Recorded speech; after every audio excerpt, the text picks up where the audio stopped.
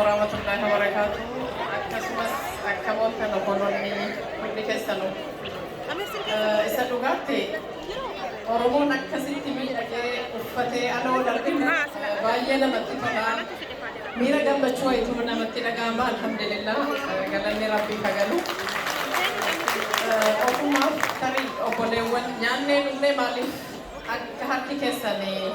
Ofuma hamile kan nuda da mene meme ofuma ke sani hamile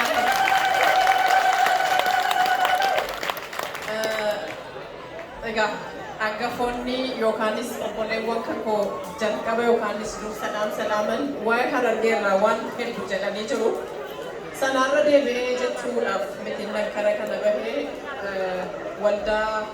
tokkummaa harargeetiif baga gammaddanii baga guyyaa kana geessanii waldaan odaa hullees obbolees isa fakkaatu yookaanis waldaa akkasaa baga argatee isa jedhu dhaamsa kootiif gammachuu kan koo ibsuudhaaf innanii asitti dhiyaate isa dhugaatti tarii Oromoon tokko ta'ee ijaaramuu hafuunsaa walitti dhufuu dhiisuun kan keenya hammam akka inni dhufee walumaanuu beekna tarii akka jalqabbiitti garuu eega ijaaramnee socho'uu jalqabne immoo maal akka fakkaannu manuma kanaaf inni isaa akkasumas waldaalee ijaaramnee socho'aa jirruuf waldaa xiqqoo maddoo madda walaaboo waldaa harargee akkasumas waldaalee dubartootaatis hedduutu jiru akka godina adda addaatti isa dhugaatti rakkoo hawaasummaa keenyaa gaafa gaddaa gaafa gammachuu gaafa ayyaana kan keenya akkasitti wal argineellee kabajachuutiif ijaaramni hammam akka inni bu'aa qabu rakkoo biyya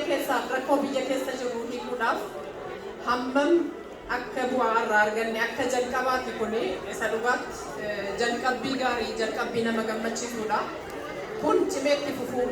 qaba ergaa jedhu dabarsuun barbaada inni kan biraa akka dhaamsaatti waan hedduu obboleewwan hangafoonni sheekoliinis abbootiin amantaa ergaa hedduu nu dabarsanii jiru walirratti ijaaramuudhaa ol waliif haa ijaaramnuudha ergaanan dabarsuu barbaada. Maaliifi Oromoon eetu walii ijaaran keessa dhugaatti bu'aa guddaadha kan nu buusuu dandeenyu waliif ijaaramuudhaa ol walirratti ijaaramuutu nutti salphata. Inni tokko isa kufe kaasuura qalafee achumatti arrajjatee dabarfachuutu mul'ata. Kun immoo waan gaarii miti tarii kanaalan jedhu hunda ta'uu dhiisuu malaa garuu heddumminaan mul'ata hamma tokko alhamdulillah hamma hir'ataa bakki inni dhufe jira. Kanaaf